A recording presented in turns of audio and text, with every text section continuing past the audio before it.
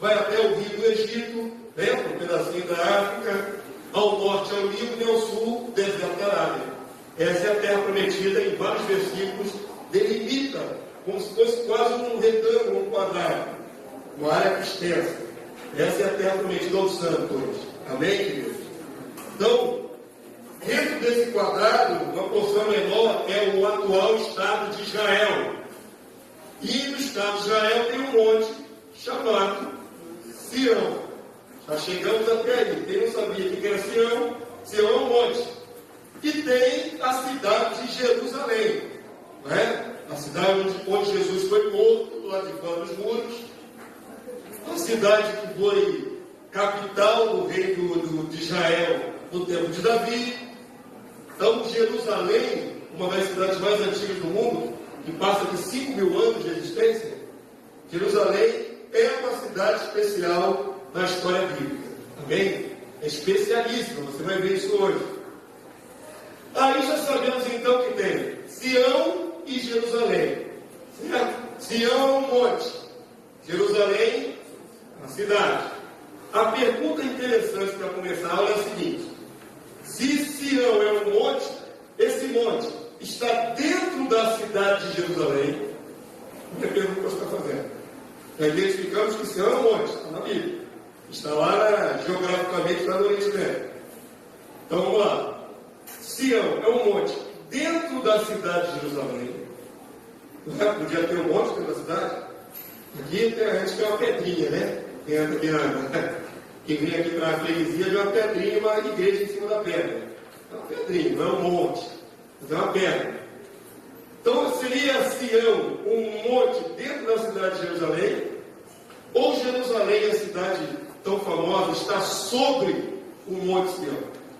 É uma pergunta que eu gosto de fazer. A cidade engloba um monte, ou o monte está sobre, a cidade está sobre esse monte? É lógico que nem todo mundo tem a obrigação de saber isso, né? É uma coisa muito específica. Não sei se alguém já teve a oportunidade de ir lá também, né? Tem gente que vai, tem caravanas evangélicos que vão lá para Jerusalém. Então preste atenção, queridos. Para marcar o mistério, mostra a imagem aí. Essa aqui é uma panorâmica da cidade de Jerusalém mais famosa, mais conhecida por vocês, né? Nós aqui no Brasil, quando pensamos em Jerusalém, a primeira imagem que vem é esta aqui, nessa vista frontal de Jerusalém. Então vou acabar com o mistério. Eis o Monte Sião. Eis a cidade de Jerusalém. Você pensou no monte, uma coisa rara, né? Foi uma monstruosidade. Monte Sião é essa elevação. Tem mais altura aqui, tem mais profundidade aqui para baixo, a porta contorno. Monte Sião é um monte que é base de uma parte de Jerusalém. Amém, queridos de Deus? A cidade de Jerusalém está edificada sobre o Monte de Sião. É um planalto, é um platô. Eu acho que melhor um platô do que um planalto. É uma elevação, vem uma profundidade e depois uma elevação. Por que se construíam cidades sobre platôs, sobre partes elevadas? Por que se construíram na antiguidade cidades em lugares elevados? Defesa dos inimigos. Porque o inimigo vem por baixo para atacar a cidade. Não é isso? Então, quanto mais alto, mais dificuldade para invadir a cidade. Além de serem construídas cidades em lugares altos, ainda tinham muros enormes. Então, lá em cima do muro se tacava tudo para baixo. Pia, vaso, o que tivesse na mão, virava arma. Não é isso? Não tacava pia porque não tinha pia. Era só vaso, vaso de barro. Tacava bolas de fogo, misturado em piche, lanças, flechas. Ou seja, as cidades eram edificadas sobre montes e com altos muros para evitar a invasão. Jerusalém é assim. Isso aqui é o que resta dos muros da cidade antiga. É o que resta. Oi? O monte é a base, não fica fora. É a base. Isso aqui é o Monte Sião, isso aqui é a cidade. A cidade está sobre o Monte Sião. Amém, queridos? Então, quem não tinha uma noção, Sião é a base de uma parte de Jerusalém. Não toda Jerusalém está sobre o Monte Sião, mas uma parte de Jerusalém está sobre o Monte Sião. Amém? Compreenderam? Então, estão olhando para essa foto? O que você chama logo sua atenção nisso todo? Central. Não é uma catedral. É uma mesquita. Qual é a diferença? Catedral é católica romana. É um templo muçulmano. É um templo dedicado ao Deus Alá, o falso Deus Alá. E digo com toda a categoria, falso Deus Alá. Se tiver algum muçulmano aqui, vai pegar lá fora. Né? Vai me matar. Ele não pode falar do Alá dele. Mas Alá foi inventado por Maomé já no 6º século da era cristã. Não existia. O Alcorão foi escrito por um homem só. A Bíblia é escrita por 40 autores ao longo de 1.600 anos. E tem toda uma unidade. Levou 1.600 anos do primeiro livro ao último, para ficar concluído. O Alcorão, que é a imitação da Bíblia, foi escrito por um homem só em algumas décadas. Um homem só escreveu tudo. A Bíblia dos muçulmanos. Então, o falso Deus Alá, ele é cultuado nesta mesquita do Dom Dourado. Não é? A mesquita da cúpula dourada. Isso aqui, ó. Agora, pasmem. Eu estou contextualizando a importância dessa cidade para a vida real. As 3 maiores religiões do mundo disputam palmo a palmo esta cidade. O cristianismo, juntando aí o catolicismo romano e os protestantes. O islamismo, que colocou aquela mesquita lá, e o judaísmo, que já estava lá antes do cristianismo e do islamismo. Aqui nesse mesmo lugar onde está essa mesquita, era o templo de Salomão, que foi destruído por Nabucodonosor, e depois reerguido, e depois destruído de novo pelos romanos. Jesus falou que o templo vai ficar pedra sobre pedra, e se cumpriu no ano 70 do primeiro século. Agora, perceba uma provocação. No primeiro século, o templo dos judeus foi destruído, conforme Jesus falou que ia ser destruído.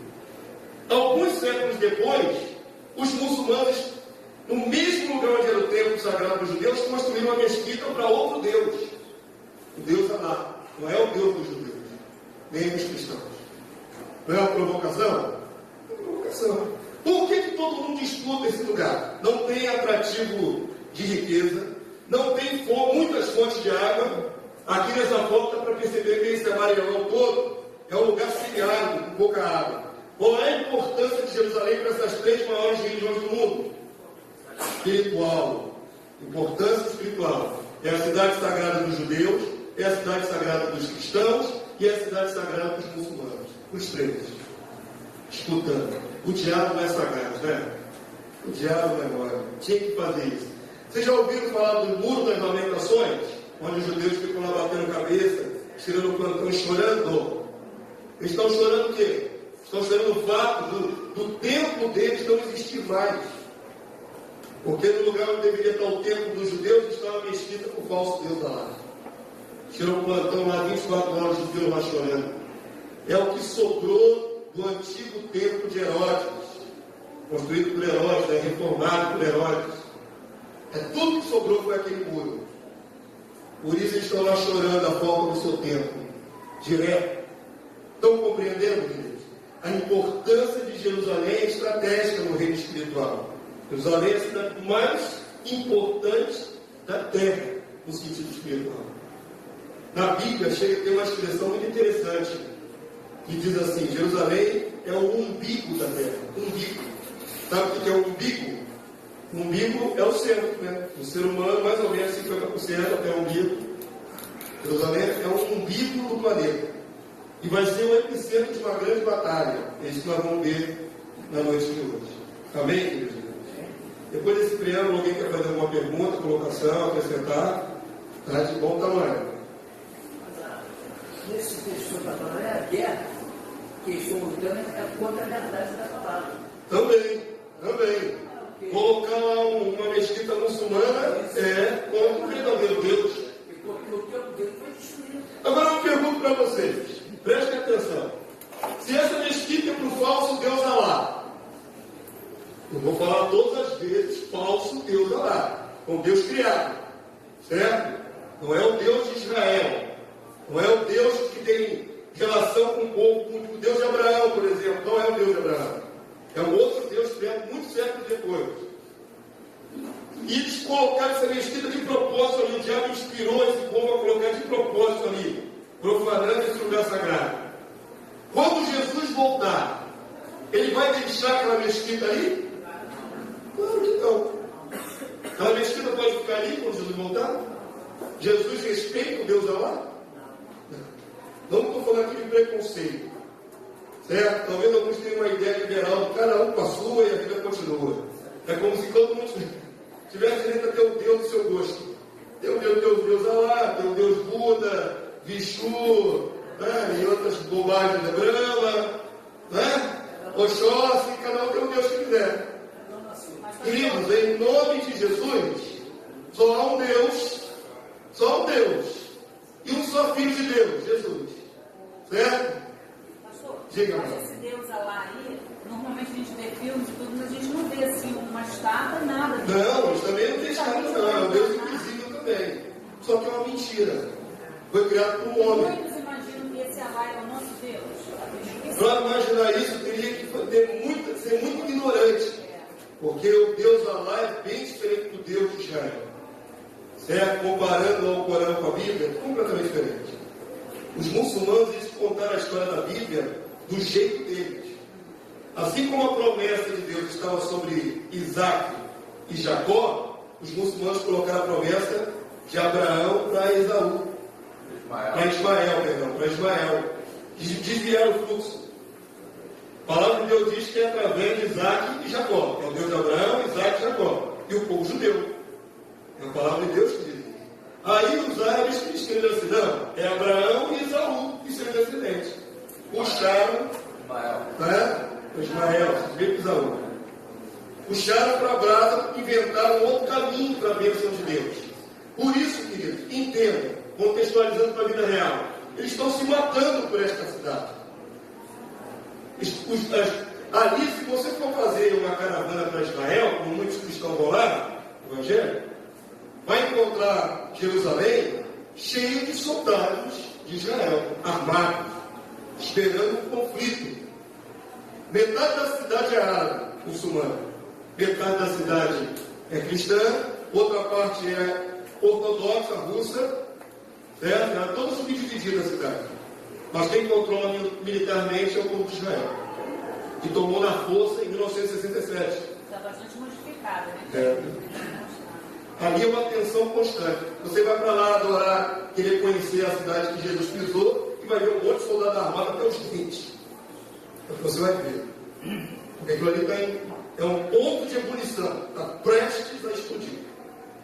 Estão compreendendo? Vamos colocar isso, estímulos nos dias hoje, que você vai ver que a palavra de Deus das profecias não é um conto de fato. Está tudo ligado a fatos reais. Assim como Jesus veio de fato, e subiu ao céu de fato, ele volta de fato. Certo? Não é figura de linguagem, não é espiritualmente, é de fato. Jesus volta de fato, de verdade. Muitos cristãos nem passa na cabeça deles a volta de fato de Jesus. Mas vamos andar na lição, vamos lá. Eu tenho um preâmbulo histórico, um preâmbulo político, para vocês entenderem que tudo converge na palavra de Deus. Vamos lá. Zacarias capítulo 8, verso 3. Aconteça o que acontecer, Jerusalém será a habitação de Deus. Eu e as irmãs agora, só as varoas. Amém, queridos? Vamos lá, só as mulheres de Deus aqui. Zacarias 8, 3. Vamos lá? Assim diz o Senhor: voltarei para Sião e habitarei no meio de Jerusalém. Jerusalém chamar-se-á a cidade fiel, e o monte do Senhor dos exércitos, monte santo. Também é uma profecia de que esse lugar que hoje está lá bagunçado e cheio de guardas, cheio de soldados armados, vai ser santo do Senhor. Jerusalém se chamará cidade fiel. Hoje é um lugar bastante confuso. Bastante confuso. Mas vai chegar um tempo que ela vai se tornar a cidade fiel. E monte santo do Senhor. Certo? A palavra de Deus diz assim, e esse salmo nunca a gente sabe de cor. Os que confiam no Senhor são como o monte de Sião, firme ou não se abala, firme para sempre, certo? O monte de Sião ficará firme para sempre, aconteça o que acontecer. Nunca vai ser tirado, vai ser destruído o monte de Sião. Deus escolheu aquele lugar. De todos os lugares da terra, Deus escolheu um lugar. Esse lugar é Jerusalém, sobre o monte de Sião. Amém, querido? Vamos ver isso bem devagarinho. Profecia sobre a paz eterna de Jesus. Deixa eu ver se é isso mesmo. Avança. Não, avança aí para mim, por favor. Isso aí é da aula antiga. Aí. Deixa aí. Não é assim que está na sua Bíblia agora, no seu estudo? É que houve um outro tempo que a aula era mais comprida. E aí, meus irmãos, vai até 10 dias da noite. Eu não quero sobrecarregar vocês. Vamos devagarinho, né? Vocês estão recebendo como se fossem pequenas colheradas da revelação. Não querem deixar ninguém fastiado nem engasgando aqui. Vamos devagarinho. Senão engasga. De certa forma, meu irmão, mesmo que vocês tenham muitos anos de evangelho, na revelação do reino, a maioria de vocês é bem novo. Né? É bem assim, iniciante. Vamos aprender devagar. O pastor tem muita paciência, né? Já perceberam isso? Eu tenho paciência. Eu não vou sair atropelando, não. E se precisar parar para explicar alguma coisa, vocês perguntem, tá? Eu quero tirar dúvidas. Quero deixar vocês cientes das coisas. Amém, querido? Eu não quero empurrar goela abaixo um monte de informação, não. Quero que vocês saibam. Esse momento que nós estamos no seminário agora é para ir preenchendo lacunas. Para deixar vocês mais conscientes do reino de Deus. O ministério do anticristo. Deixa aí por enquanto. Se eu fosse perguntar a vocês o que você entende de anticristo, ia sair algumas colocações diferentes, talvez, uns dos outros. Mas, de modo geral, vou resumir, porque o pastor, lógico, conhece as vertentes teológicas. Eu estudo vertente teológica de todos os grupos religiosos, das denominações, para poder falar com propriedade, para não falar bobagem. Eu sei o que a maioria dos cristãos evangélicos pensam a respeito do anticristo. Vocês querem ver? A visão que a maioria tem é o seguinte: Jesus vem, né, e arrebata a sua igreja. Não esperando isso. Isso é bíblico. Vai haver arrebatamento? Vai. O que está errado nesta visão é que Jesus viria do céu invisível para arrebatar a igreja. Isso não tem na Bíblia. Eu posso desafiar qualquer cristão a provar que Jesus venha invisível. A palavra de Deus diz que todo olho verá. É bem claro. Vou mostrar o texto bíblico para vocês. Todo olho da face da terra vai ver Jesus como voltar. Mas criou-se uma teologia em que Jesus vem invisível, antes da grande tribulação, pega a igreja, os bonzinhos, leva para o céu. Fica lá 3 anos e meio lá em cima, só festejando, só festa lá em cima. E aqui embaixo o corpo comendo. A grande tribulação comendo aqui na terra. E aí só então Jesus vem de fato. Isso faz Jesus vir em 2 etapas. Não existe isto na Bíblia. Não existe. Estou afirmando categoricamente. Jesus não vem em 2 prestações. Não vem. Só existe uma segunda vinda de Jesus, que não é invisível. Não é invisível. Certo? Vou botar os pingos nos is. Eu desafio qualquer um a provar o contrário. Então presta bastante atenção.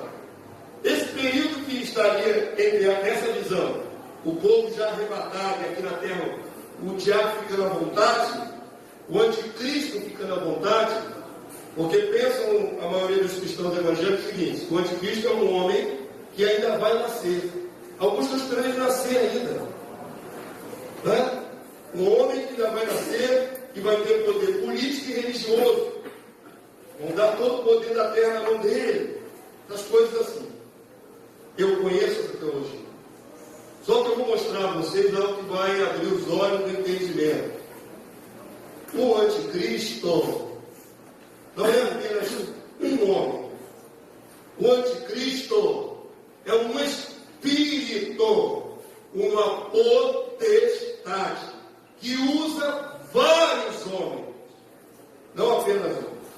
Muitos homens são usados pelo anticristo. Vou dar um exemplo. No tempo da igreja, a igreja sempre tentou adivinhar quem é o anticristo. Quando a igreja começou a ser perseguida lá no começo da história, ela pensava que era Nero, aquele maluquinho, o imperador maluquinho que botou fogo em Roma. Para os irmãos daquela época, o anticristo era Nero. Já na Idade Média, quando houve a separação entre católicos e protestantes, para os protestantes, o anticristo era o Papa. Sempre se elege o anticristo.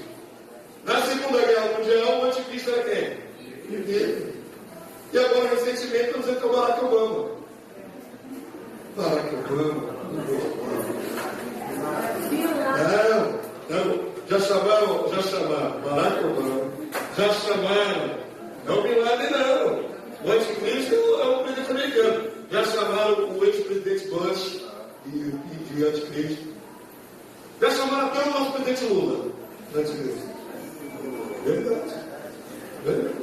Eu estou tentando adivinhar um anticristo. Agora, eu vou mostrar para vocês na Bíblia que o anticristo é um espírito que usa homens. Vários homens. Não tem um anticristo. Um homem anticristo. Tem uma potestade chamada anticristo que usa vários homens ao longo da história. Diga, Valeu.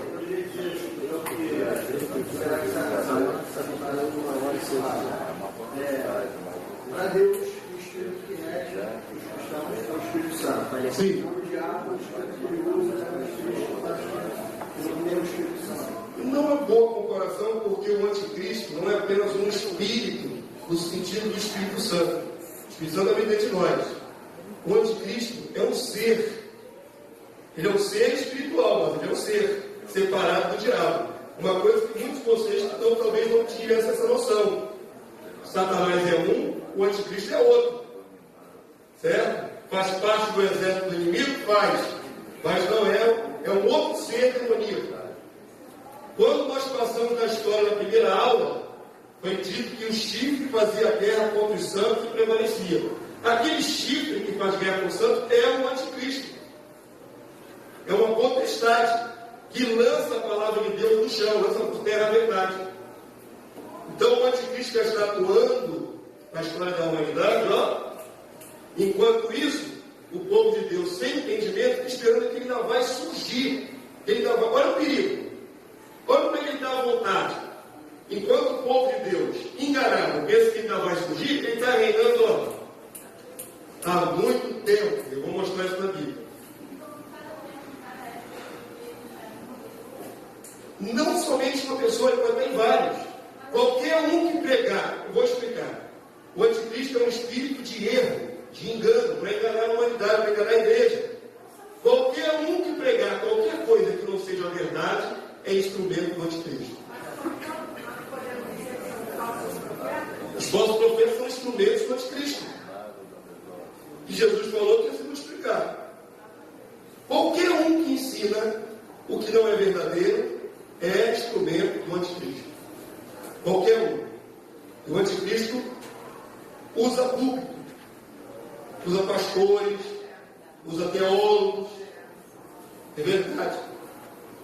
Verdade. Sempre conto essa historinha nesse momento dramático que estou abrindo a mente de vocês. Sempre conto essa historinha que é verdadeira. Nós fizemos uma época um seminário de pastores para passar a visão do reino. Eu estava num outro ministério. E nós levamos um número de pastores com suas esposas para receber essa palavra. O pastor não tem tanto tempo quanto as ovelhas disponível. Então nós levamos no final de semana, 3 dias, sexta, sábado e domingo. E esse curso que você está fazendo em 8 dias era ministrado em 3, pastor. Massivo, né? Intensivão. E aí, uma das irmãs recebendo a visão, do reino de Deus, que é maravilhosa, ela falou nesse momento sobre um episódio que aconteceu lá numa igreja em Pedra de Guaratiba. Em Pedra de Guaratiba, ali, né? Está indo para o outro lado da montanha, né? Depois do recreio. Pedra de Guaratiba tinha uma igrejinha que um pregador, nem sei se era pastor, mas um pregador começou a pregar e a vender lotes do céu. Lotes de terreno do céu. corretor imobiliário do céu. Você está achando absurdo? Tem homens que fazem isso. E aí tinha lotes de 5 de 10. Um monte de Deus, né? Meus irmãos, isso não é ilustração, isso aconteceu. Isso não é uma ilustração inventada, isso aconteceu. Explorando a ignorância de gente pobre. E aí o pregador começou a pregar lotes de 5 de 10. Tinha uma vovozinha na congregação, muito humilde, só tinha R$5, comprou lote de 5. Mas foi triste para casa. Chegando em casa, o neto dela, não lembro exatamente se é neto ou sobrinho. O grau de parentesco não lembro.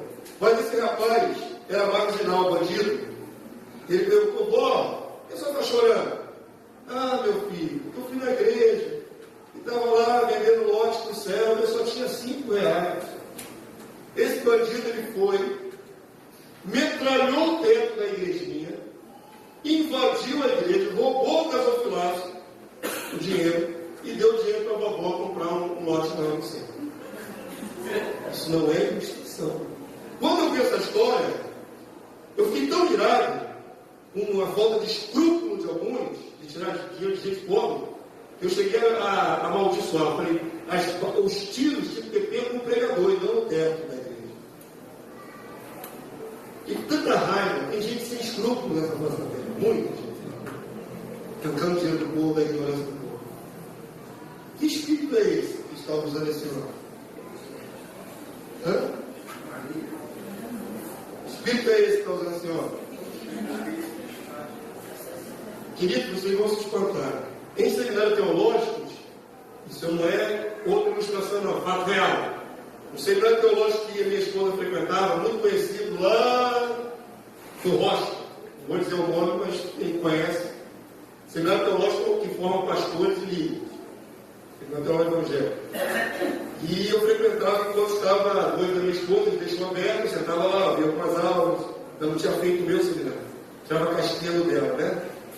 E aí, certa vez, foi lá um palestrante, num seminário teológico formando pastores e líderes, que ele descobriu na Bíblia, em Ezequiel, vocês já devem ter visto, que tem uma passagem muito interessante no poder de Ezequiel, dos seres viventes, que tem umas rodas que rodam uma dentro da outra, um objeto muito estranho que é narrado na Bíblia, que vai junto com os seres viventes. Os seres viventes são querubins, que têm 6 asas, com 2 eles voam, com 2 eles cobrem o corpo, e com 2 eles cobrem o rosto, porque não podem fitar a face de Deus. Deus é tão santo que nem os querubins podem olhar a face de Deus. É o que diz a palavra do Senhor. Então são querubins. Ezequiel está tendo a visão dos querubins. E conforme os querubins vão voando, aquele objeto estranho, que cheio de rodas, anda junto com os querubins. Na onde o querubim vai, aquele objeto vai junto. Acho que está sobre ele. Esse cidadão foi para o seminário teológico e ensinar que aquilo ali era OVNI, UFO, disco voador. Quase tem um treco quando eu ouço um negócio desse. Um seminário conceituado. Aí, uma bobagem como essa vai chamar aquilo de disco voador. Pelo amor de Deus. Cada um inventa o que quiser na Bíblia. É assim? Funciona assim? Ninguém tem senso crítico para a verdade de Deus. Aí, uma bobagem dessa, uma ficção, uma invenção dessa, eles abrem as portas para ensinar no meio de pastores e líderes. Aí você fala que o reino da terra, você prova, está escrito. Não, isso é heresia. Não é? A verdade escrita é heresia. Bobagem, é só ir embora para a maravilha. Vou dar um último exemplo do que acontece nas igrejas. Um irmãozinho fez seminário do reino conosco, uns anos atrás. Aí ele contou a seguinte história: aquelas igrejas que dão oportunidade para qualquer um, assume lá o microfone e fala. Ele não estava preparado para falar nada, mas chamaram ele: não, irmão, a oportunidade é sua, vem. O irmão foi. Despreparado que estava, começou a falar bobagem.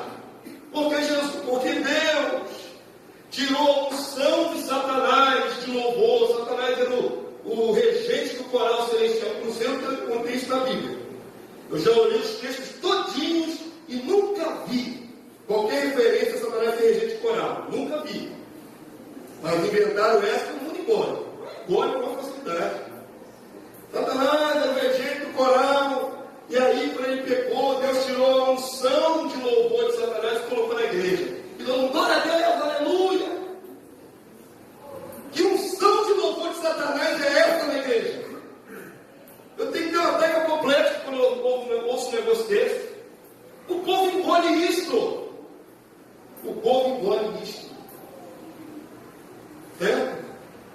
bobagens, invenções, o diabo bate palma. Ih, escangar aqui.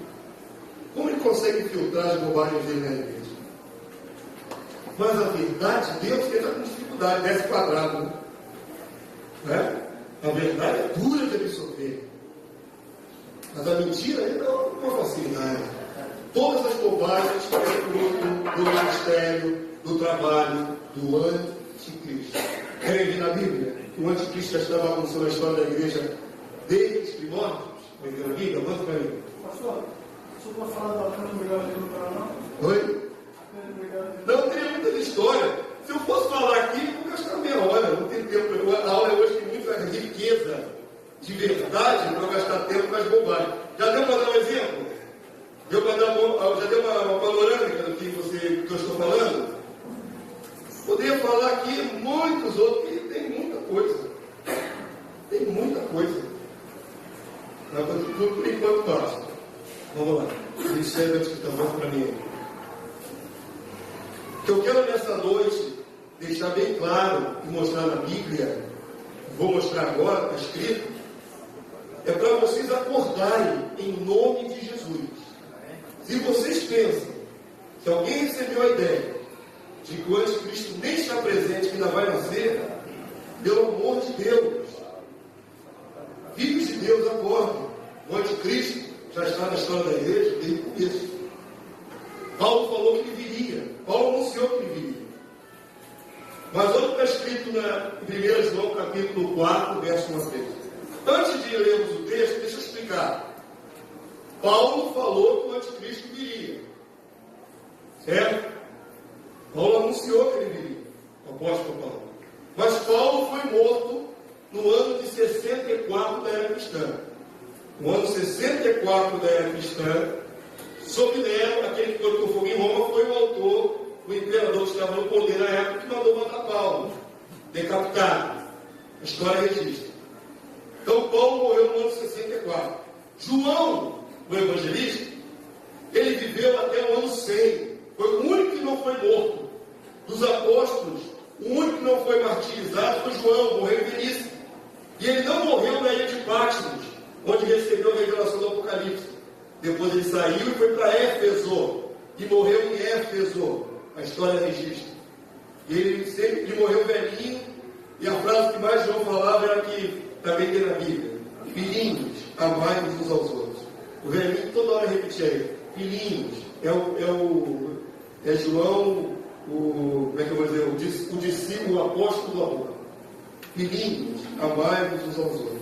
Morreu por 100 anos em Éfeso. João foi o único dos 12 apóstolos que não foi martirizado. Certo? Então presta atenção. Quando João escreve a sua carta, já tinha passado quase 30 anos que Paulo tinha morrido. João escreve as suas cartas, segundo os historiadores, lá no ano 90 da era cristã. Vocês sabiam que nenhum evangelho foi escrito em tempo real, conforme os eventos iam acontecendo? Nenhum evangelho foi escrito. Você pensa assim, né? Pode pensar assim: Mateus ia vendo Jesus fazer as coisas, e como hoje, né? Um repórter ia lá e ia escrever. E Jesus agora acabou de curar. Jesus curou o céu. Nenhum dos evangelhos foi escrito em tempo real. Todos eles foram escritos de memória e décadas depois, 20, 30 anos depois é que ele escreveu os evangelhos. Nunca foi no tempo que aconteceu a coisa. De memória e muitas décadas depois. O Espírito de Deus fez lembrar e eles escreveram o que está aí nos evangelhos. Eles estavam separados. Foi? E cada um num lugar. Cada apóstolo foi evangelizar uma parte do mundo, separados geograficamente. Mas as cartas corriam em todas as igrejas. O apóstolo João, que foi o último a morrer, ele escreveu suas cartas já no ano 90. Paulo morreu em 64. Então, entre Paulo, a morte de Paulo, e a carta de 1 João, a carta do Evangelho de João, o Evangelho de João é do ano 90, era cristã. É mais de 30 anos depois da morte de Paulo. Sem esse detalhe você não entende. Por que Paulo anunciou que o anticristo viria? E João já vai dizer que o anticristo já está presente. E não vai dizer de forma profética, não, como se fosse o nosso futuro, não. Ele vai dizer que no tempo dele, o anticristo já está botando as banquinhas de fora. Querem ver? para vocês nunca mais serem confundidos nisso. 1 João, capítulo 4, verso 1 a 3. Vamos lá? Veja o pastor. Amados, não deis crédito a qualquer espírito. Ele está divertindo a igreja daquele tempo. Vigiem. Não vão dando crédito a qualquer um, qualquer espírito. Está divertindo para a gente ficar vigilante ao que recebia. Não deis crédito a qualquer espírito. Vamos lá? Antes, provai os espíritos, se procedem de Deus. Porque o quê? Muitos falsos profetas têm saído pelo mundo fora. Jesus não disse que havia um monte de falsos profetas? Já no tempo que João escreveu a carta dele, já estava acontecendo. Já estava proliferando um monte de falsos profetas tentando contaminar o cristianismo verdadeiro. Vamos lá, ele está ensinando a igreja a discernir o espírito do erro. Vamos lá junto com o pastor? Nisto reconheceis o Espírito de Deus. Todo espírito que confessa que Jesus Cristo veio em carne é de Deus. E todo espírito que não confessa Jesus não procede de Deus. Pelo contrário, este é o quê? Este é o quê? Espírito do anticristo, atuando através dos falsos profetas no tempo que João estava escrevendo essa carta. Primeiro século da era cristã. Vamos ver se é no tempo que ele estava escrevendo ou se é profético no tempo futuro. Quem que diz aqui? Espírito do anticristo. A respeito do qual tendes ouvido que vens. Eles tinham ouvido que viria? Tinha, Paulo tinha avisado que viria. Tendes ouvido que vem. E o que aqui que está escrito aqui, querido? Presentemente já está no mundo. João, já no finalzinho do primeiro século, está avisando para a igreja. Fiquem atentos. Prove os espíritos. Não é qualquer um que prega que está pelo Espírito de Deus. Vê se é mesmo aquilo que está saindo dos lábios desse pregador. Se é de Deus, se não é de Deus. E ele ensinou a verificar. Porque o Espírito do anticristo já está presente no mundo. No primeiro século, no tempo que João escreveu essa carta para a igreja. Enquanto hoje a igreja está esperando o Espírito do anticristo nascer ainda. Quantos aqui pensam dessa forma, pensavam dessa forma, espero que muitos hoje, não admitem, a igreja moderna não admite que esteja convivendo com o anticristo. Porque espera um homem. E ali está escrito que é um homem. Como é que está escrito ali na palavra de Deus? Espírito. É um espírito. É um ser espiritual. Que usa muitos homens, muitas bocas. Avança para mim, tem mais. 1 João 2,18. Leia comigo, por favor. Vamos destronar o espírito do anticristo. Quem estiver por aqui na mente de alguém vai sair fora. Bom de Jesus. É verdade, querido. Veja bem, eu estou falando que vocês estão endemoniados. O espírito do anticristo ele não possui os cristãos. Nós estamos selados com o Espírito Santo. Selo está lacrado. O espírito do anticristo não nos possui. Ele coloca a sua palavra na nossa mente. Certo? E vamos lá, quando eu estava me lembrando de uma ilustração que eu sempre faço nessa hora. Quando eu era ignorante, mais ignorante, ainda sou ignorante, tenho muito que aprender de Deus. Mas quando eu era mais ignorante que eu vi na fé, tinha uma música que eu gostava muito. Era do cantor evangélico que imita o Roberto Carlos, não sei dizer o nome, né? Todo mundo já sabe quem é, né? Que canta pelo nariz assim, né? Canta pelo nariz. Pois é, eu gostava muito. Naquela época não tinha DVD, tinha cassete, MP, aquela bolacha preta, né? De bolachão. Aí era um sucesso, a música chamava assim, É Bonita. Jesus, como eu cantei aquilo, na ignorância. Aí ele canta lá, pelo nariz assim, é bonita.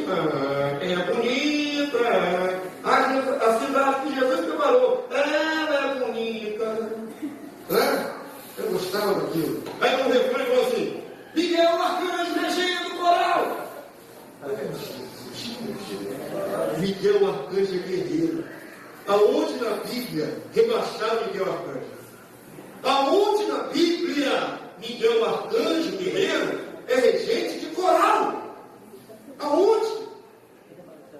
Queridos, a licença poética, isso é apostasia, isso é engano.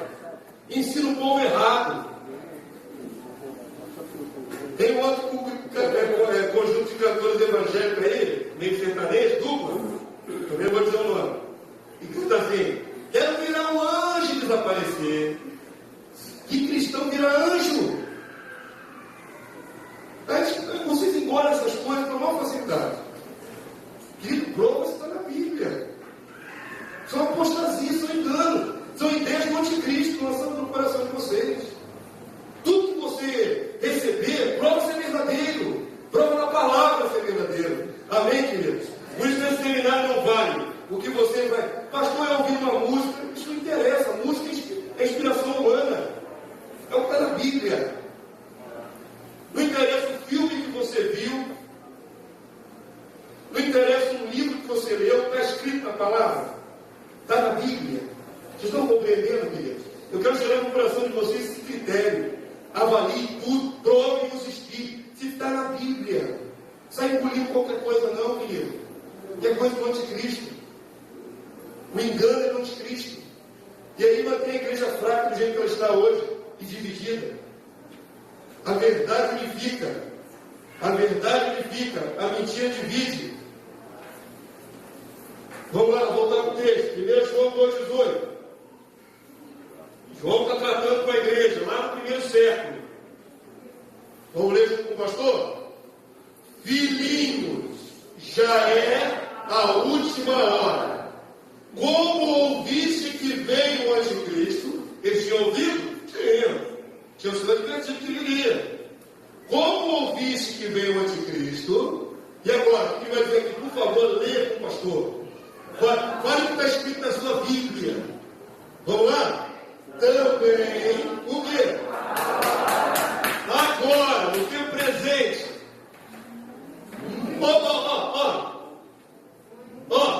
Muitos anticristos têm surgido, pelo que sabemos e conhecemos, no tempo de João estava aparecendo um monte? Estava, querido, agora, no tempo presente. No tempo que ele escreveu a carta.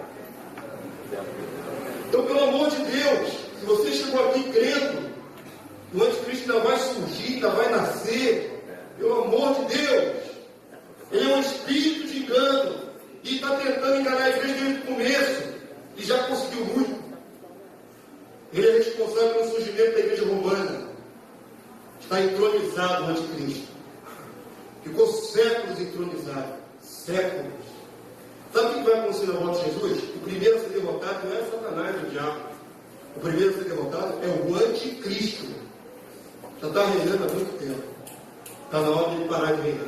Sabe como é que ele é derrotado? Pela palavra. A espada que sai da boca de Jesus. A espada que sai é a palavra. O que mata o anticristo é a palavra. A verdade vai te dando engano. Compreendem? Por isso eu tenho certeza que alguns enganos que vocês tinham no coração já caíram por terra, por causa da palavra. Já caíram por terra, está havendo aqui uma limpeza. Em nome de Jesus. Tudo bem, queridos? Querem fazer uma pergunta? É oportuno. Mas tu está exaltado assim, porque é uma obra gigantesca. É muito triste você ficar numa posição que você está enxergando a igreja imensa cheia de apostasia. Diga, meu irmão. Eu algumas vezes falar sobre uma segunda Bíblia.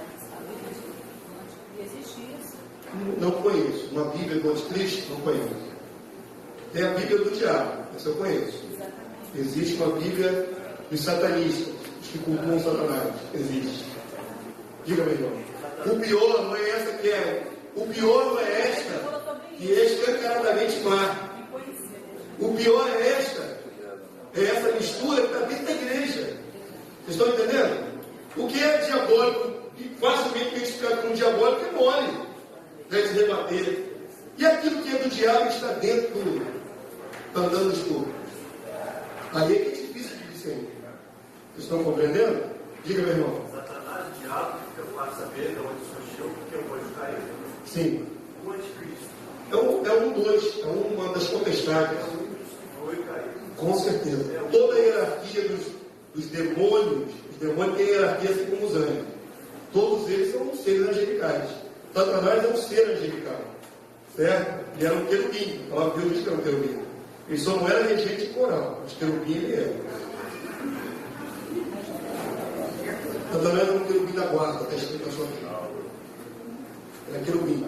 É um desses seres angelicais que se rebelou e levou um pé lá de cima e veio para cá para baixo perturbar a nossa vida. Não, o sistema é do anticristo.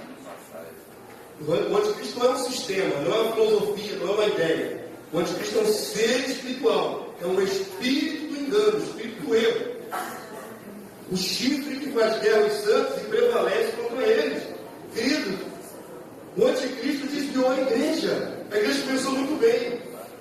E ela vai terminar muito mal, chegou na era das trevas. O anticristo desviou a igreja. Se entronizou na igreja cristã. A igreja não fez tanta atrocidade, idolatrou, matou em nome de Jesus. Tudo isso é obra do anticristo, junto com Satanás. Aí o povo, desapercebido, esperando o anticristo ainda nascer. Pelo amor de Deus, que Deus já está atuando desde o começo da história da igreja. Mas não é só um cara brigando. É isso que eu quero que vocês vejam ali, porque isso é claro. É múltiplo. Usa muitos falsos profetas, muitos pregadores. Ele fica focado no diabo. É como se não tivesse outras potestades. Nossa luta não é contra carne e sangue, mas sim contra principados e contra tronos, queridos. Vou tentar exemplificar isso o mais rápido possível, que não fazia parte da aula de hoje estudar geologia. Hoje é sobre o rei da terra. Mas vou dar uma pincelada rápida. Os demônios estão distribuídos sobre nós em hierarquias. Existem tronos, principados e potestades. Sobre as cidades existem dominadores. Seres espirituais que governam a bagunça naquele lugar. Vou dar um exemplo. Ali na zona portuária tem um prostíbulo famoso, Vila Mimosa. Não é? Quem governa aquele território ali é um ser espiritual especializado em prostituição. Ele faz aqueles seres humanos ali fantoches naquela área. Então, marionetes. Cada área tem um demônio sobre ela. Certo? Vou dar um exemplo para vocês entenderem. Quando o profeta Daniel, lá no livro de Daniel, estava orando e jejuando para receber revelação de Deus sobre o futuro, a palavra de Deus diz que o anjo, não é? Tem dois anjos chamados por nome na Bíblia, Miguel e Gabriel. Só esses dois têm nome, o resto é invenção dos homens. Na Bíblia só tem dois por nome. Gabriel veio trazer a revelação para Daniel, o profeta Daniel. Mas ele teve dificuldade de chegar para Daniel, porque houve uma batalha sobre espiritual aí em cima. E aí teve que pedir reforço do arcanjo Miguel, que é guerreiro, para poder chegar o mensageiro aqui para Daniel.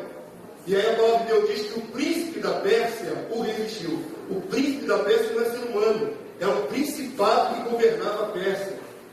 Batalhou contra o arcanjo Miguel. E nessa batalha invisível que nós não vemos sobre as nossas cabeças, as coisas acontecem. Aí em cima, há anjos e demônios batalhando. Vocês estão compreendendo? Aí criaram toda uma mitologia que os anjos são aqueles que as crianças querem fazer nas costas. Isso é paganismo.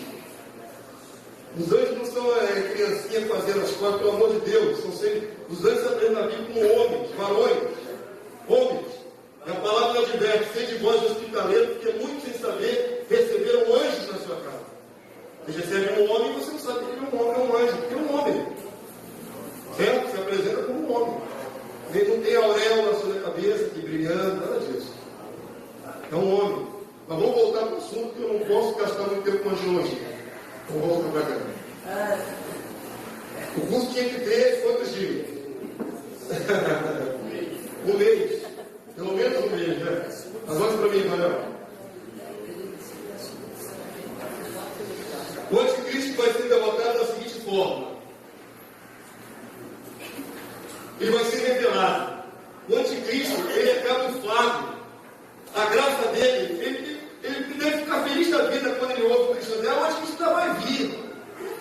escondido. O que quer dizer? O cristão não está vendo que já está presente. E está camuflado. É um vesgo de engano. O anticristo tem que ser revelado, a mostrar, ó, isso aí é anticristo. Tem que ser denunciado. Isso aí é anticristo. Essa ideia, teologia, esse ensino, não é de Deus. É do anticristo. Tem que ser denunciado, revelado. O anticristo vai ser revelado. Então será de fato revelado o inimigo, a quem o Senhor Jesus matará com o sopro da sua boca. Sopro da boca, o ruar de Deus, o Espírito do Senhor, a palavra que sai da boca de Jesus é que vai matar o anticristo. A pregação da verdade mata o anticristo. Amém, queridos? Duas etapas. Primeiro, ele é morto pelo sopro da boca, pregação da palavra. E o destruirá pela manifestação da sua vida. Quando Jesus vier estabelecer o seu reino, acabou com o anticristo. Ele é o primeiro a ser lançado no lago de fogo e enxofre. Acabou. Já está reinando há muito tempo. Já está enganando há muito tempo. Está na hora de acabar o reinado do anticristo. Tem cristão aqui que já chegou nesse lugar dizendo: pastor, mas não é nessa hora que o anticristo reina 1000 anos? Eu falei: pelo amor de Deus, querido, já vai dar mais 1000 anos com o anticristo. O milênio é para os santos, não tem nada a ver com o anticristo. Quando Jesus voltar, acabou com o anticristo. Acabou todo engano. Querido, tudo aquilo que Deus não levantou na face da terra vai cair por terra. Por isso eu afirmei: o falso Deus Alá não vai mais perdurar quando Jesus voltar. Certo? As entidades afro-africanas não vão mais ser cultuadas quando Jesus voltar. As entidades lá no Oriente não vão ser mais cultuadas quando Jesus voltar. Nenhum falso Deus vai ser cultuado quando Jesus voltar. Somente o Deus vivo, somente o Filho de Deus.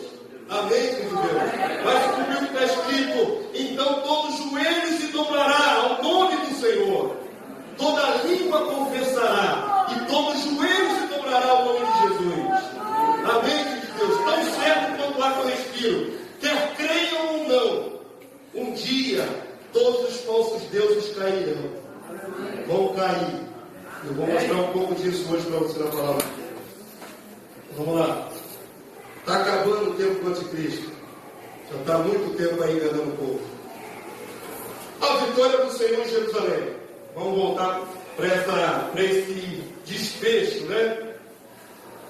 Se o anticristo já reina, não é? No coração de muitos. Se o anticristo já tem todo um corpo de doutrina, de ensinamento religioso, regendo os homens, e ele vai ser desmascarado, esse ensinamento, como mentiroso. A última arma do anticristo vai ser juntar os homens para uma batalha para destruir Jerusalém. Porque ele sabe que Jerusalém tem um destino. Jerusalém é a cidade do grande rei. Jesus disse quando estava aqui na terra: não jureis que Jerusalém é a cidade do grande rei. A cidade está destinada, querido. Pense em uma coisa: se você acredita de fato que Jesus veio de verdade para essa terra e veio para reinar, ele vai reinar da onde? Qual seria a cidade que Jesus reinaria na face da terra? E colocaria o seu trono, o seu palácio? Vai ser em Brasília? Vai ser em Washington, na Casa Branca? Vai expulsar lá o Obama e vai sentar lá para reinar o mundo?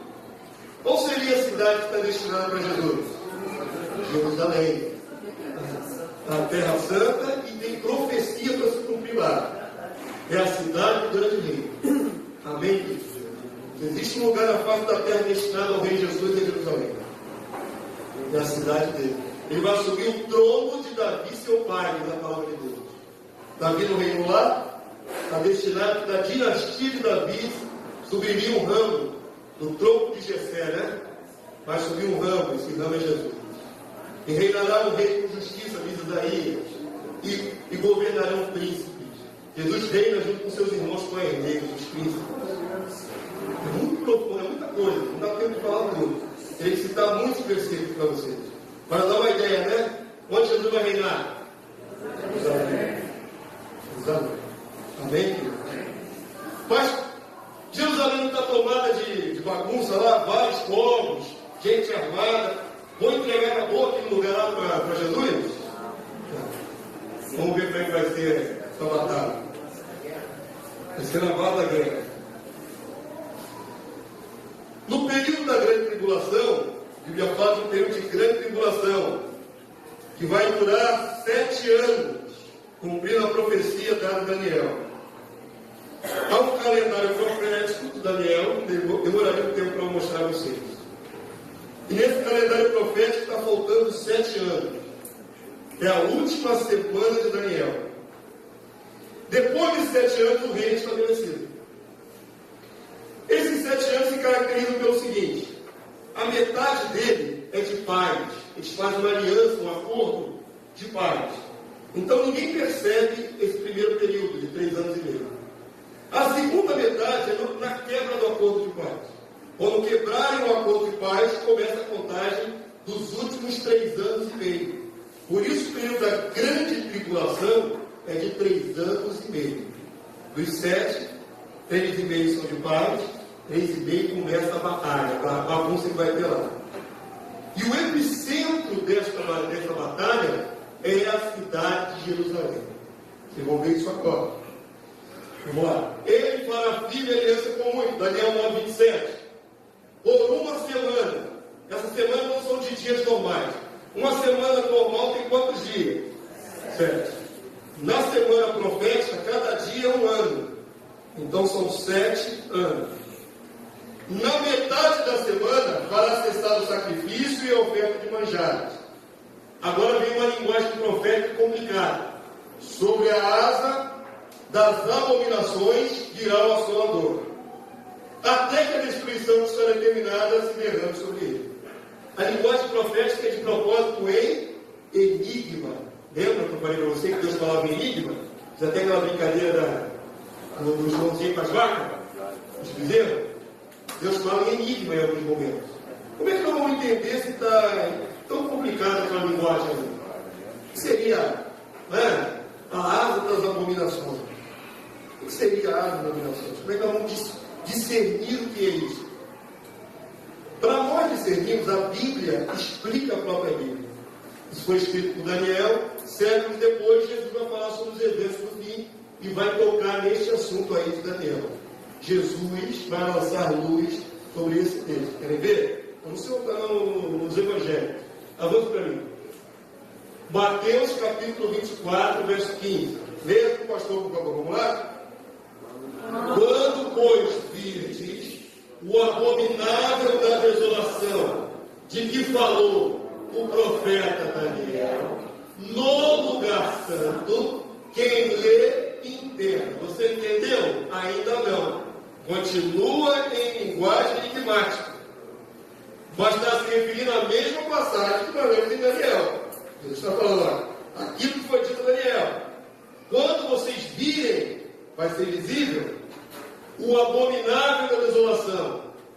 No lugar santo, quem lê, entenda. Continuaremos boiando, se não tivesse outro texto paralelo que jogasse luz sobre esse. Os evangelhos, eles têm discursos iguais, parecidos, não é? São os mesmos discursos narrados por Mateus, por Marcos e por Lucas. São os evangelhos sinóticos, eles têm discursos parecidos. Quando você compara um do lado do outro, algumas palavras são diferentes. E isso é muito importante, para jogar luz no outro que está mais complexo. A mesma passagem no livro de Lucas clareia mais o que está em mistério aqui em cima. Querem ver? Lucas 21, 20. Lá diz: quando vos virdes o abominável. Aqui diz, vamos lá junto com o pastor. Quando, porém, virdes o quê? Jerusalém sitiada de exércitos, sabei que está próxima a sua. Aqui fala o abominável no lugar santo. Aqui fala mais claro. O que é? O que é o lugar santo? Jerusalém. E o que vai ser o abominável que vai estar no lugar santo? Os exércitos invasores. Estamos comparando o texto de Mateus com o de Lucas, que era também comparado com o de Daniel. Daniel falou lá atrás, mas falou tudo bem colado. Em Mateus Continuou meio embolado, os termos, né? Enigmático, melhor que embolado. Deus não fala nada embolado. Enigmático, difícil de entender. O que é a árvore da abominação? O que é o abominado de isolação do lugar santo? Quem lê entenda. Aí Lucas vai esclarecer o mesmo discurso numa linguagem mais tranquila. A profecia diz: quando vocês virem Jerusalém sitiada de exércitos, sabei que está próxima a sua devastação. Então preste atenção, está profetizado que haverá um último ataque a Jerusalém. Jerusalém sofreu ataques ao longo de muitos séculos. Mas está profetizado por Jesus, pouco antes da sua vida, um último cerco. A grande tribulação que todos já ouviram falar, ela tem um epicentro. O epicentro dessa grande tribulação é Jerusalém. Então, não se espantem de relacionar o que vocês estão vendo na mídia, na internet, nos jornais. Toda hora acontece um problema lá, vem uma guerra, uma explosão. É porque está esquentando a panela. A chapa está esquentando. E vai ficar muito quente. Por isso, para vocês terem uma noção, as coisas estão muito rápidas. Depois eu vou colocar para vocês aqui no quadro.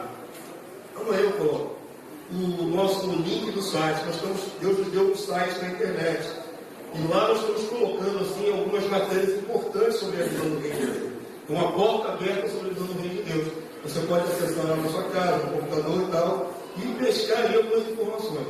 Tem uma seção lá no nosso site que vai ser só sobre esses eventos com os povos ali em redor, eventos políticos, né, tipo, anúncios de guerra e tudo mais, que está voltando para essa última grande guerra contra Jerusalém.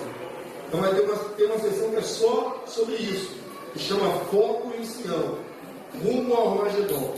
É um link, você clica lá e você vai ver uma matéria. Por exemplo, o presidente do Irã, o barbudinho Ahmadinejad, que veio agora aqui na América Latina pedir apoio financeiro, talvez você não ligue para isso. Essa bobagem. Os líderes estão toda hora fazendo aliança uns com os outros. Mas esse homem em especial, presidente do Irã, ele é inimigo declarado de Israel. Para vocês terem noção, ele declarou para quem quiser ouvir que Israel tem que ser riscado do mapa. O presidente que está lá beneficiando o urânio para construir bomba atômica. E os Estados Unidos e a ONU já acham que ele tem bomba atômica. Vocês têm uma noção da gravidade do fato. Todos os povos em redor de Jerusalém, a maioria deles, são árabes muçulmanos, que seguem Alá.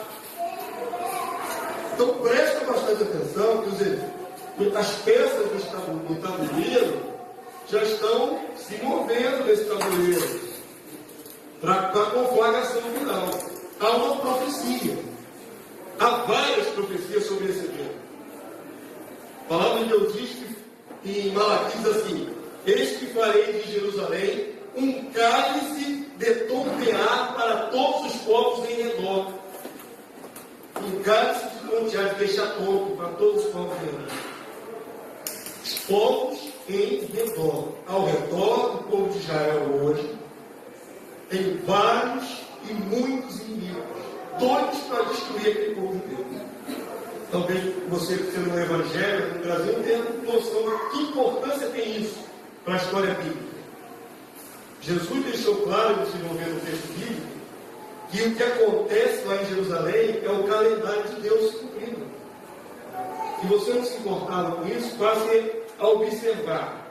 O que acontece em Jerusalém está prenunciado na Bíblia. E vai se cumprir palavra por palavra até a volta de Jesus. Então preste atenção. Jerusalém vai ser sitiada de exércitos inimigos. Avança para mim. Vamos ver as outras palavras proféticas. Isso aí é só para você ter uma noção da encrenca. Tamanho da encrenca que Israel está lá inserido. Aquela tripinha vermelha ali em cima, aquela faixa vermelha ali a setinha está apontando, é o atual Estado de Israel. Os judeus voltaram para lá agora no século XX. Não é? Os judeus estavam dispersos no mundo todo. Tem judeu na China, no Japão, tem judeu na Rússia, na Polônia, na Argentina, no Brasil. Os judeus estavam dispersos desde o século I. Ficaram 19 séculos longe da sua terra, mas não perderam a identidade como povo.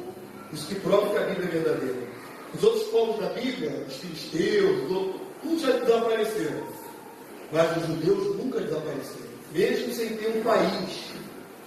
São 19 séculos fora, como Jesus falou que ia acontecer. Agora, no século XX, na Segunda Guerra Mundial, as próprias nações do mundo devolveram a Israel a sua terra, para eles voltarem. Então, Deus fez, nesse último século agora, um passo decisivo para se cumprir a palavra, trazendo o povo de Deus de volta para a sua terra. Cada 19 séculos. As peças estão se movendo. Israel tem 60 anos, mais ou menos, que voltou para a sua terra. 5 poucos anos que voltou para a sua terra. Depois de mais de 1.900 anos lá. Já estão lá por um propósito, voltaram para lá por um propósito, cumprindo profecia bíblica. A Bíblia está se cumprindo, certo? Eles têm que estar lá porque os inimigos que vão atacá-los estão ao seu redor. Aqui, ó, do lado tem a Jordânia, povo inimigo de Israel. Acima o Líbano, povo inimigo de Israel. A Síria, o Líbano. O Iraque, povo inimigo de Israel. O Irã, do presidente Ahmadinejad, povo inimigo de Israel. Todos eles, Arábia Saudita, Egito, Líbia, a maioria muçulmana. Todos inimigos de Israel. Olha quanta gente ao redor de Israel, inimigo ferrenho desse povo.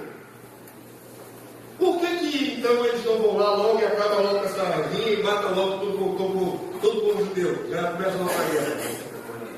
Deus está controlando essa história. Mas já tentaram outras vezes. Já tentaram destruir o povo de Israel.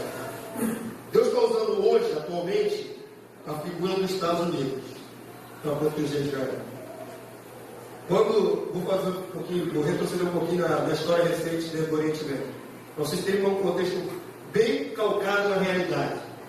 Quando aquele presidente do Iraque, Saddam Hussein, ainda estava no comando, teve a Guerra do Golfo, na época da década de 90, foi a primeira guerra que nós vimos ao vivo e a cores da televisão. Lembram disso? Na década de 90? Quando o presidente Saddam Hussein invadiu o Kuwait, ele aproveitou para atacar uns mísseis para o lado de Israel. Aproveitou, mandava lá os escudos, como falou na época dos mísseis, escudos. Os Estados Unidos mandavam contra-mísseis, Patriots. Iam lá, então os Estados Unidos protegia Israel do ataque do Iraque. A guerra acabou. Os Estados Unidos continua como sendo um protetor do Estado de Israel. Mais uma hora, essa proteção vai ser tirada, porque vai se cumprir a palavra. Israel vai ter que ser invadida. E aqueles povos ao redor finalmente vão tomar posse na cidade de Jerusalém. Isso tem que se cumprir. Está escrito. A profecia que vai se cumprir. Então nós estamos vendo assim, diante dos nossos olhos, toda a tensão política que vai culminar nessa guerra.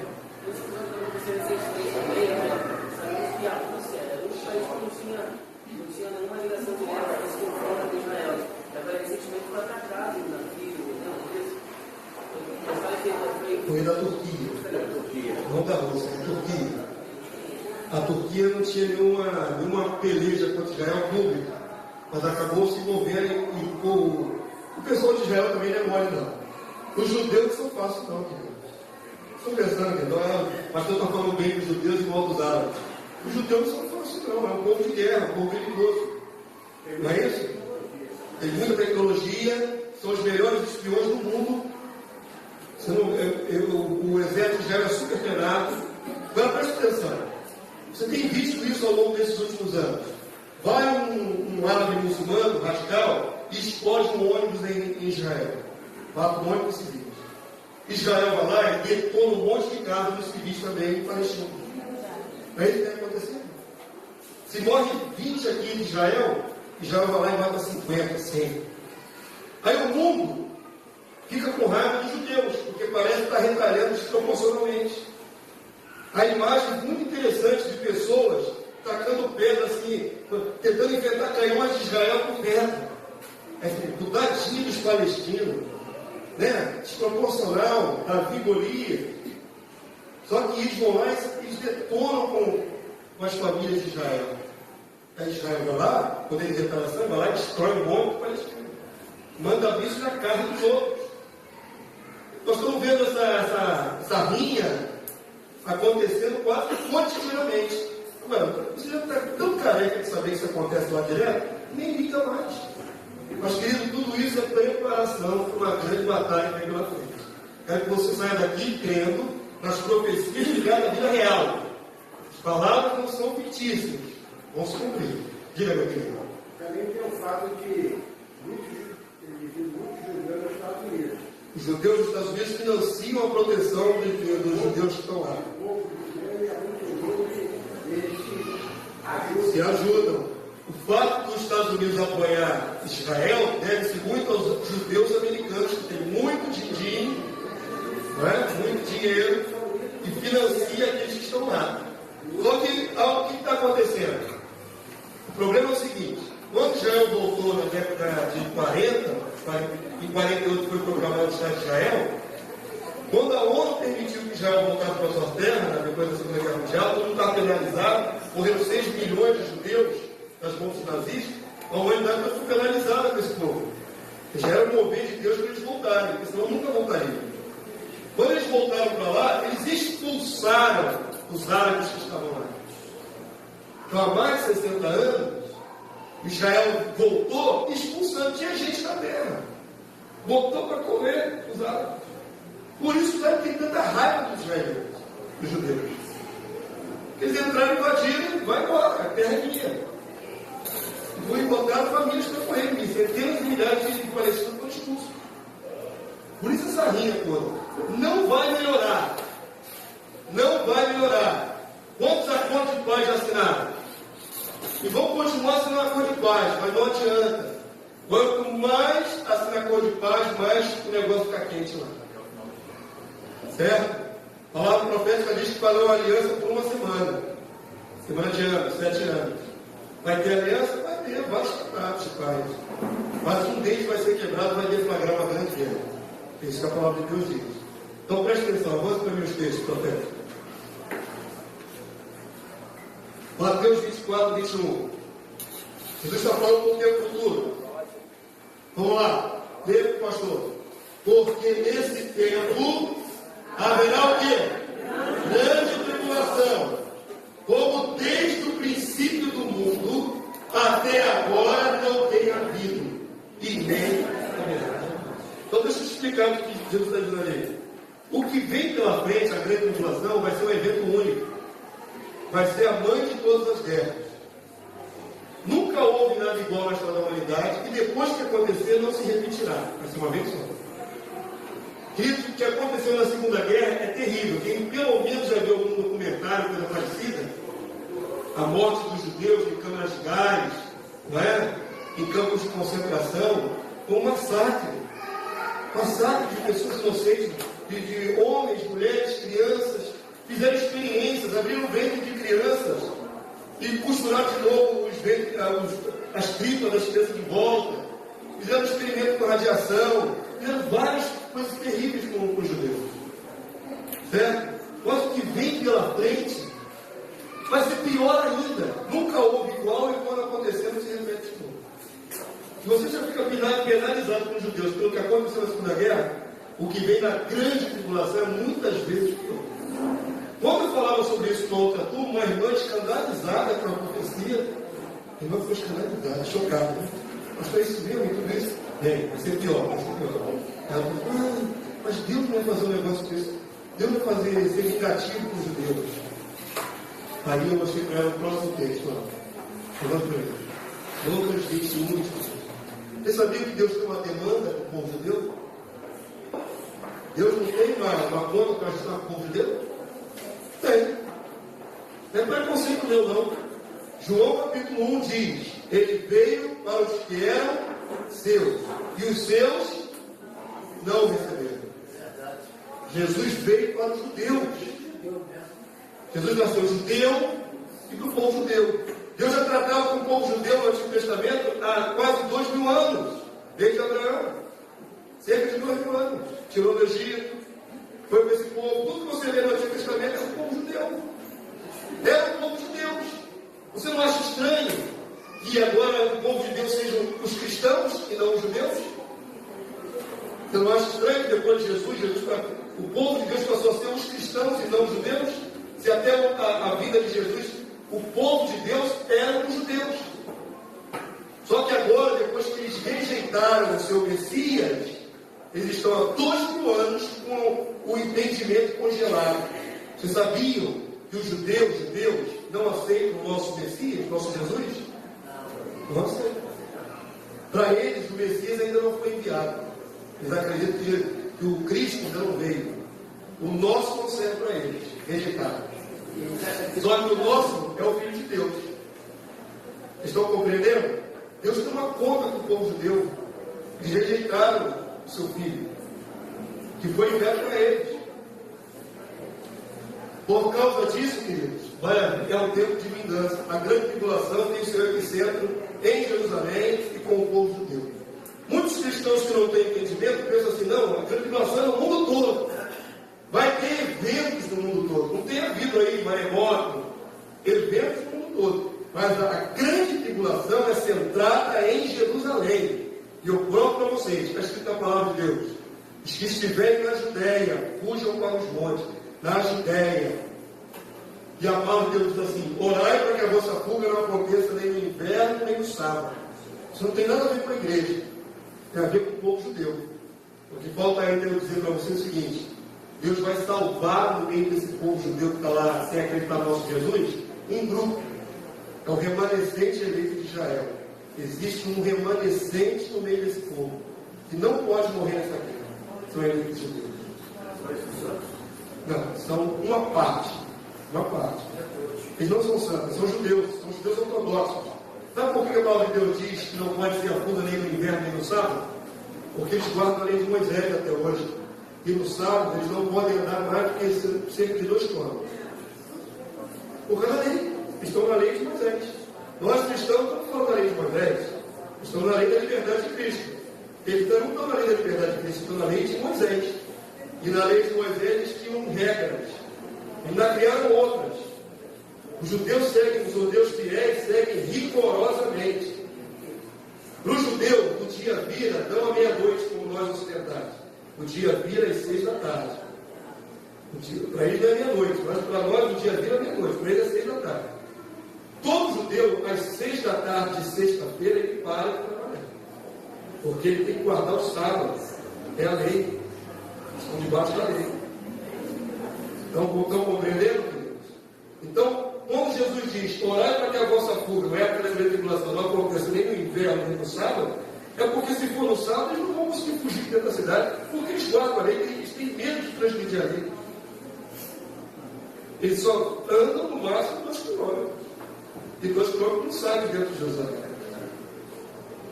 E orar para que a vossa fuga não aconteça no inverno, é porque muita gente não sabe, mas aquele lugar semiárido ali, em certa época do ano, fica branquinho de neve. Eu sabia que Jerusalém é? Quem quiser ver isso, não estou mentindo, entra no YouTube que você vai ver vídeo de Jerusalém branquinho de neve. As frias abaixo quiser também. Então, se os judeus que não podem morrer nessa batalha fugirem no inverno, vão se congelar nas montanhas ali ao redor. Então, presta bastante atenção. Já está profetizado que um grupo dos judeus vai fugir para se esconder nessa batalha que vem por aí. Essa grande conflagração final. Amém, queridos? Alguém quer perguntar alguma coisa? Para entender o texto? Agora, o senhor está falando que já tem muitos judeus que já está sentando a palavra. Não, não é tanto isso não. Não é tanto, mas já tem muitos judeus. É uma pequena parcela só. Muito pequena. A maioria esmagadora judeu nega que o nosso Jesus seja o Messias. Tem uns aqui que já estão entrando em conteúdo da história. Alguns. Esse percentual bem pequenininho. Tem alguns judeus convertidos, mas é raríssimo, bem raro. Porque Deus veio, a promessa de Deus era para eles. Mas eles não aceitaram. Não aceitaram o nosso Cristo. E Jesus não ficou triste, mandou buscar o povo dele. Mas Deus está triste com o povo judeu. Vamos ver o que vem a grande tribulação em Israel? Vamos para cá. Não, volta o texto, não lemos esse texto não. Volta aqui, volta Lucas 21, 22. Vamos ler juntos? Porque esses dias são de vingança, para se cumprir tudo o que está escrito. Certo? Vai acontecer? Vai. Para se cumprir tudo o que está escrito. A gente fica horrorizado. Deus vai se vingar desse povo de Israel? Vai. Mas não vai matar todo mundo, não. Vai separar um remanescente. Vai separar um remanescente e vai fugir. Esse remanescente vai fugir dos montes. Está profetizado. Tudo isso está na sua Bíblia, querido. Está nos Evangelhos, está em Zacarias, em Malaquias, está tudo na sua Bíblia. E vai acontecer. O problema é que, como a igreja está só pensando em arrebatar e o céu nunca vai voltar, não passa por esses versículos. Não estuda essas passagens. Está pensando em ir embora, pegar um bonde e ir embora e nunca vai voltar. Como se não tivesse um monte de eventos para acontecer ainda antes da vinda de Jesus, ou da vinda de Jesus. Nós estamos vendo aqui são detalhes. Amém, queridos? Avança agora.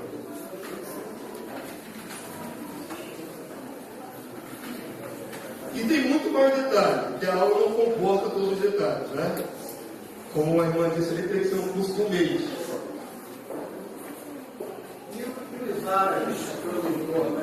Eles são o exército invasor de Jesus. Esses são os exércitos que vão entrar na cidade santa. Vão tomar a cidade santa. Vai tomar. Vai ter briga. Vai ter. Já tem briga, não briga? Mas vão perder. Está profetizado que a terça parte vai morrer de judeus. Vai morrer árabe, mas é muito mais árabe que israelita. Você viu a encrenca ali dos países em volta? Volta para mim rapidinho, Marco Antônio, só para ele ter uma noção de proporção. Vou te mostrar uma coisa, ó. Em Israel tem 6 milhões de pessoas. Todos os inimigos de Israel somados dá 344 milhões de pessoas. Os exércitos desses inimigos todos somados é muito superior ao exército de Israel. Por mais que o exército de Israel seja bom. Imagina o momento quando esses povos inimigos, a Liga Árabe, foi invadir Jerusalém. O Egito, a Síria, o Líbano, o Iraque, o Irã, essa galera toda junto, todos os exércitos desses povos juntos contra o exército de Israel. Para ver a morte, a palavra de Deus diz. Vocês já pararam para pensar na profecia que diz assim, ai das graves naquele dia, das esquemamento? Diz respeito a essa batalha. Porque vai ser um momento extremamente aflitivo. Não. Para que aconteça o que a palavra de Deus está dizendo, só vai ter que recuar. Como? Não sei. Aí a palavra é tão específica assim. Hoje, quem protege o Israel é os Estados Unidos. É fato. Mas vai haver um momento que vão desamparar Israel. Certo? Vai haver um momento que vai se cumprir a palavra. Senão nunca vai se cumprir. Enquanto os Estados Unidos for protetor, não vai se cumprir nunca. Mas como a palavra tem que se cumprir, vai ter um momento que os Estados Unidos vai recuar. Para ajuda. Acabou com o ponto, olha só. Tem um monte de eventos a se cumprir. Um monte de eventos a se cumprir. A seca do Rio Eufrates. A seca do Rio Eufrates. Está na Bíblia que o Rio Eufrates vai secar. Já está secando. Sexta taça, sexta trombeta. Já está na Bíblia. O Rio Eufrates vai secar. Já está secando. E quando ele secar, vai ser um lugar fácil para passar os exércitos que vêm do Oriente para atacar Israel. Tudo vai se cumprir, querido. Já está se encaminhando para se cumprir. Sou um alarmista, não. Não terror aqui, não. Prestem atenção que as coisas estão se cumprindo. Aqui no Brasil, não tem nada a ver com lá. Mas lá é o calendário de Deus se cumprir. É o que está escrito aí na sua Bíblia. Lá é a Bíblia, o Bíblia e a cor se cumprir. Tem um geógrafo econômico, um famoso geógrafo, ele fez um estudo dizendo que os Estados Unidos ele vai se enfraquecer de uma maneira que ele vai se dividir tal como a Rússia se dividiu. Pode ser, não sei. Não sei se tem isso pode ser uma opressão humana, né? O fato é que os países estão quebrando. A Europa está quebrando, os Estados Unidos quase foi rebaixado, as coisas estão piorando para todos os povos. Está perdendo força. Mas vamos entrar agora no aspecto geopolítico, não vai lembrar, eu quero ficar na palavra profética. Vamos lá. A grande nação vai se dividir em 3. Mateus capítulo 24, versos 29 a 31. É uma oportunidade para vocês começarem, queridos. Eu creio que essa aula é muito importante. Por mais que seja assim, um assunto denso, vocês estão cansados, eu sei, mas vocês não tinham noção desses eventos proféticos da vida real. Então eu quero que vocês saiam daqui com noção de que essa palavra, as palavras de Deus estão se cumprindo na vida real. Amém, queridos? As palavras não vão ficar mais flutuando na sua mente, você não entende nada. Estão se cumprindo, tem um propósito. Está se cumprindo. Mateus 24, 29 a 31. Quando vai ser o arrebatamento?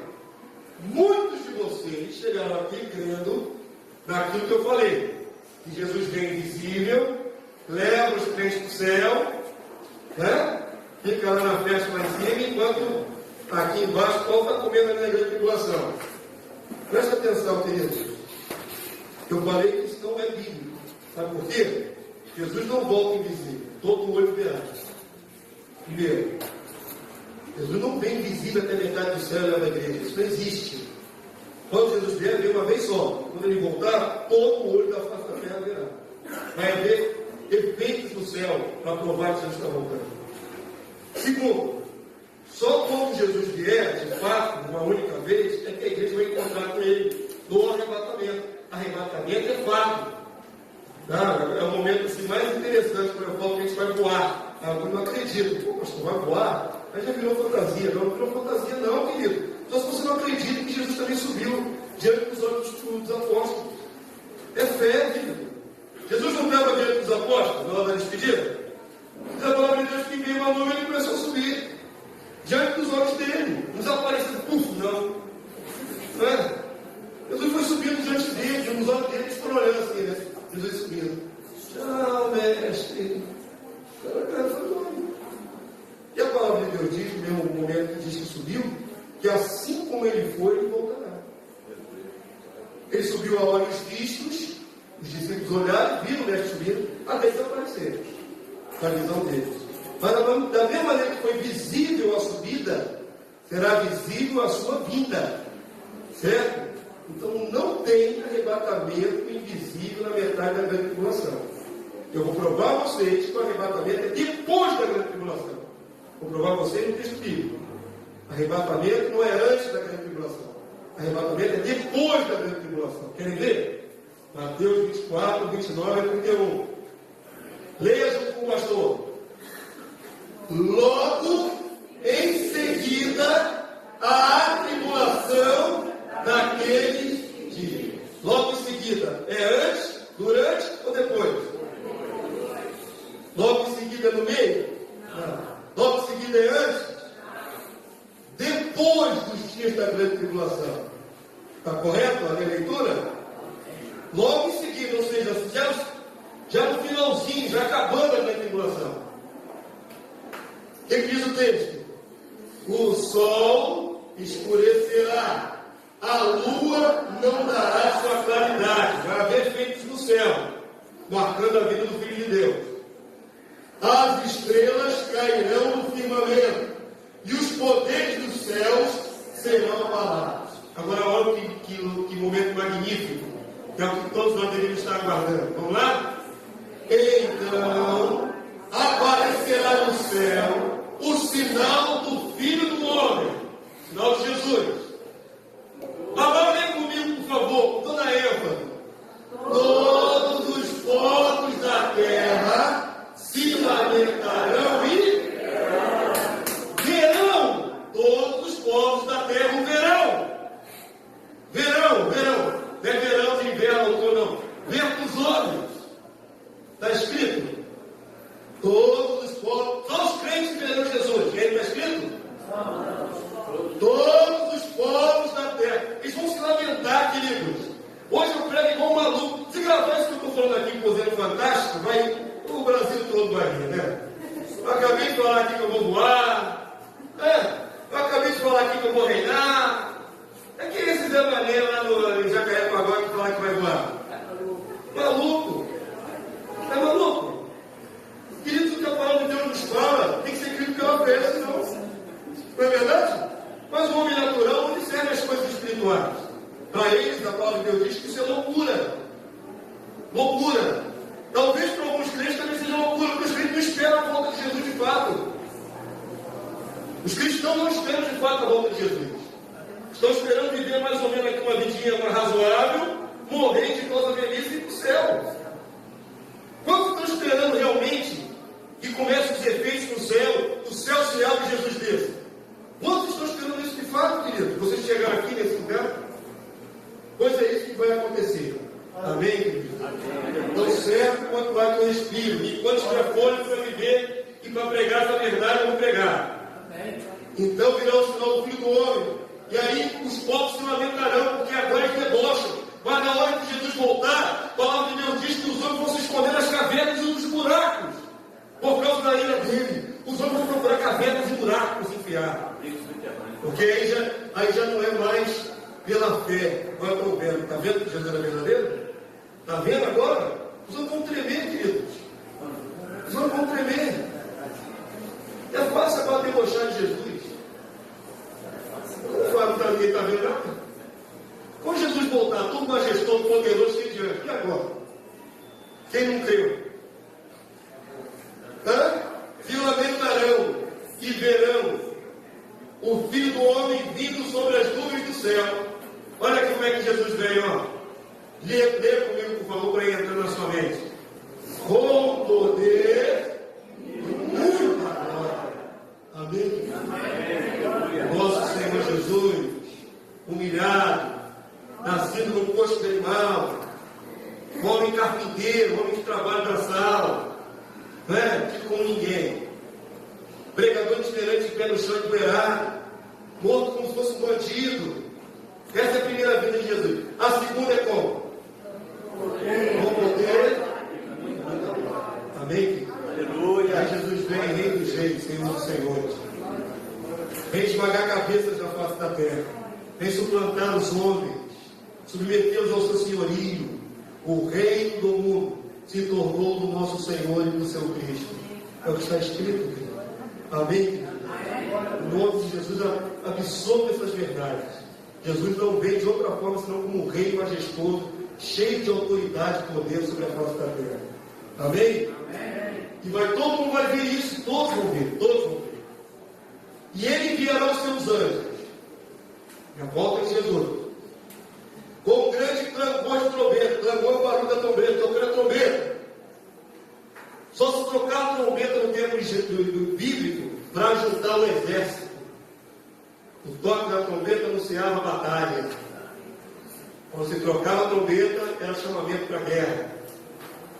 Vai ter toque de trombeta para reunir os guerreiros de Deus.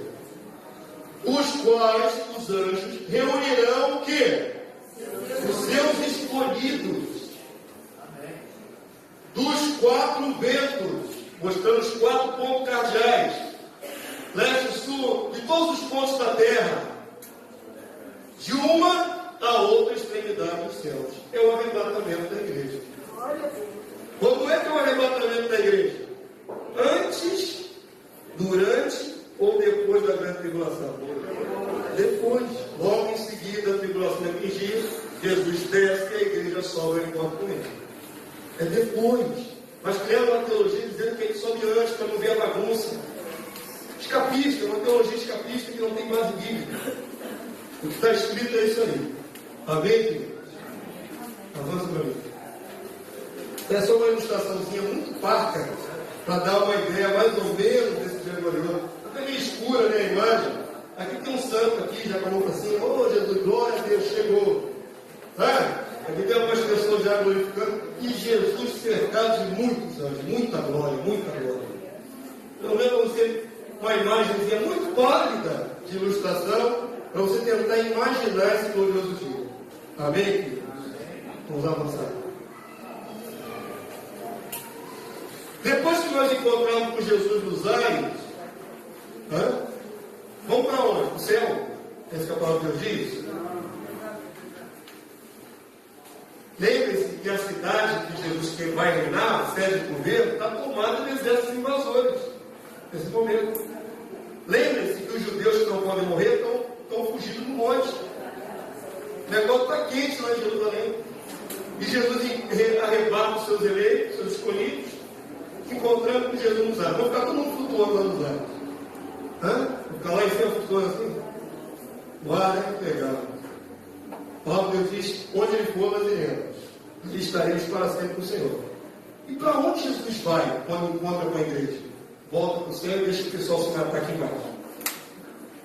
Jesus vai para Jerusalém. A palavra profética para isso.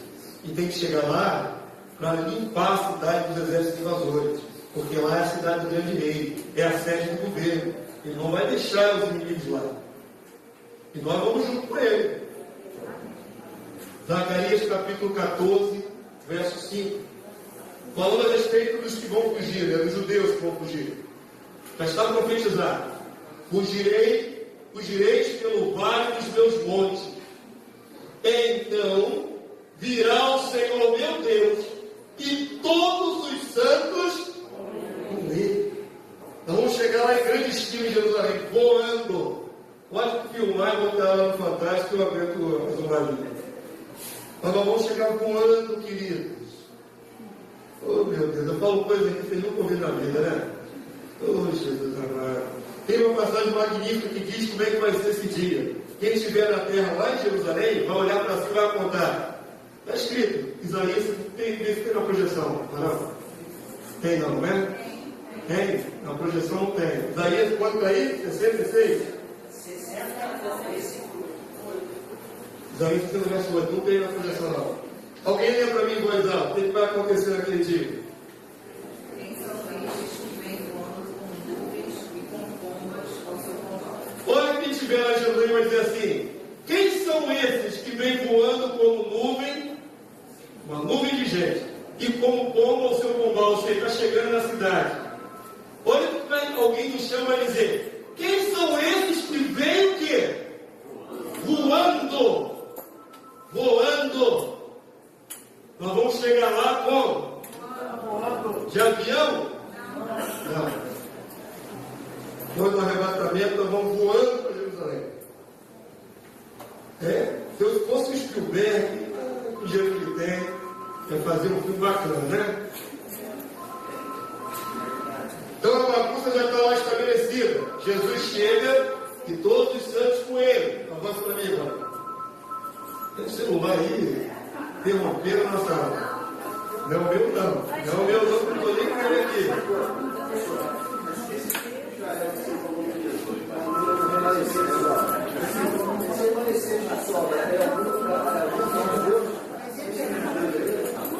São filhos teus. Não. Deixa eu explicar isso, já que você tocou no assunto. Tu vê que seus irmãos não têm ouvido a sua pergunta muito pertinente. A palavra de Deus tem várias profecias sobre o remanescente que vai ser salvo do povo judeu. Várias profecias. Certo? Alguém esqueceu o bolso aí, né? É da bolsa de alguém que está aí que não está aí? Não estou profetizando não, está me atrapalhando mesmo. Está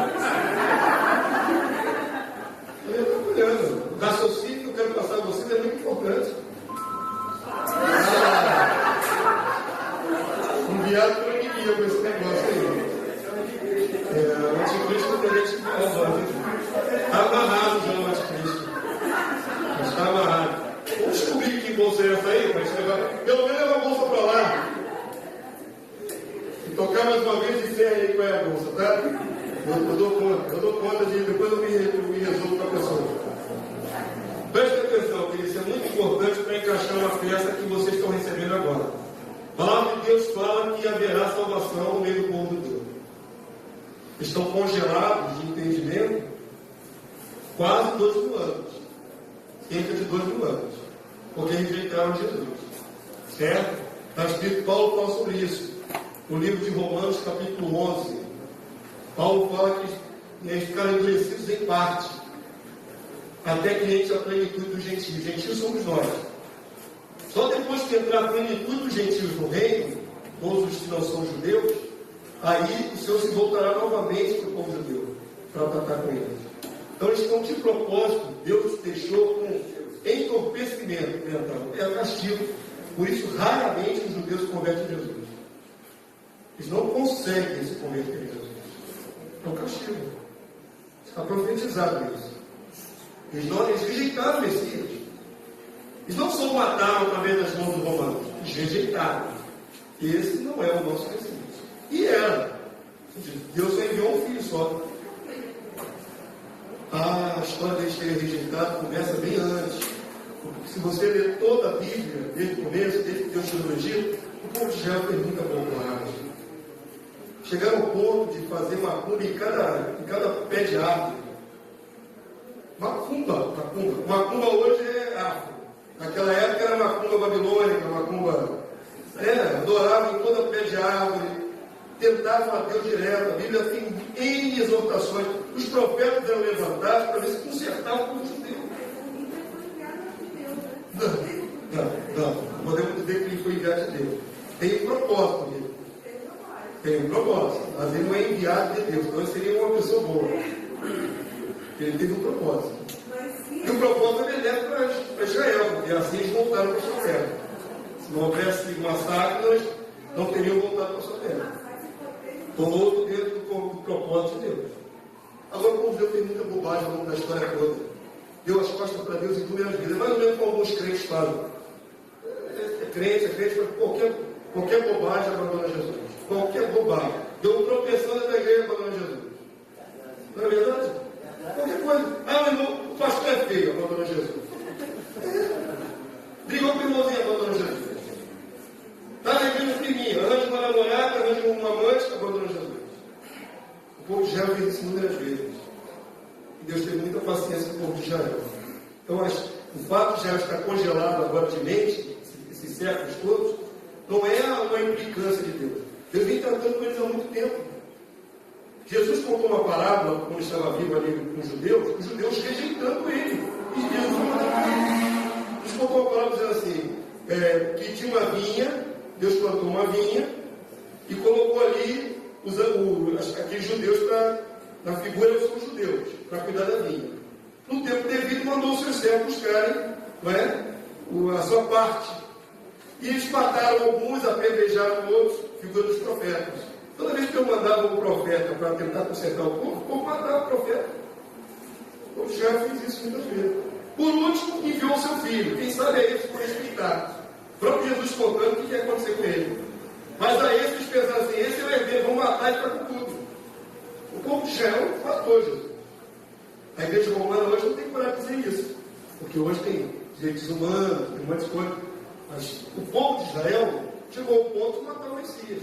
Quando a gente estava sendo entregue para Pilatos, eles declararam: o sangue deles sobre nós, sobre nossos filhos. Crucificam. O povo de Israel, na figura daquela multidão ali selou a sentença. Então, Deus tem uma demanda para o povo judeu. Só que Deus vai salvar dentro desse povo judeu um remanescente, um grupo menor. Esse grupo menor não pode morrer dentro da batalha que vai ter. Eles vão fugir para os montes. Vão se esconder. São os judeus sensíveis, eleitos da graça. Eles nem sabem que são eleitos. São judeus, ortodoxos. Mas são eleitos da graça. Deus vai fazer com que os seus eleitos não morram nessa batalha. E eles verão Jesus vindo junto com a igreja já glorificada. Certo? Então eles não são salvos do mesmo mecanismo que nós somos salvos. Certo? Pregação. Nós cremos com pregação e recebemos o Espírito Santo. Eles não. Eles vão crer literalmente vendo. Esse remanescente vai crer em Jesus finalmente vendo. Jesus disse numa passagem que nós vamos ler no final dessa ministração. Última vez que Jesus entrou em Jerusalém, ele falou: Jerusalém, Jerusalém, que mata os profetas, aqueles que foram enviados. Eu quis te juntar com uma galinha junto com seus pintinhos embaixo das asas, e vós não quiseste. Rejeitaram. Mas Jesus profetiza: a vossa casa nos ficará deserta. Casa deserta por 19 séculos que ficaram fora da sua terra. Mas digo que vocês não viverão de novo até aquele dia. Então, Jesus está dizendo que nunca mais os judeus vão vê-lo. Jesus diz: vocês não viverão até aquele dia que venhas a dizer: bendito o que vem do Senhor. Esses judeus vão declarar e vão reconhecer: Jesus é o bendito que vem do Senhor. Há um remanescente eleito que vai declarar essas palavras proféticas. Estão entendendo? Está tudo programado já. Graças a Deus. Graças a Deus. Zacarias capítulo 14, verso 12 a 13. No meio dessa batalha, quando Jesus chegar lá em Jerusalém, tiver os inimigos, não vai haver briga corporal. Jesus não vai se envolver na briga com Né? Vão tentar matar Jesus com tiro, com barco, um míssil, o que quer que seja. Só que está vindo agora o Filho de Deus, o Criador do Universo, cheio de poder e glória. Nada vai atingir Jesus. Jesus vai liberar o seu poder e eles vão ficar podres em vida. Os exércitos que vão estar nessa batalha vão apodrecer estando em pé, pelo poder do Senhor. Querem ver que coisa interessante? Por isso que eu tinha que ser um descoberto, porque eu falei, isso é bacana. Os efeitos especiais, né? Olha só.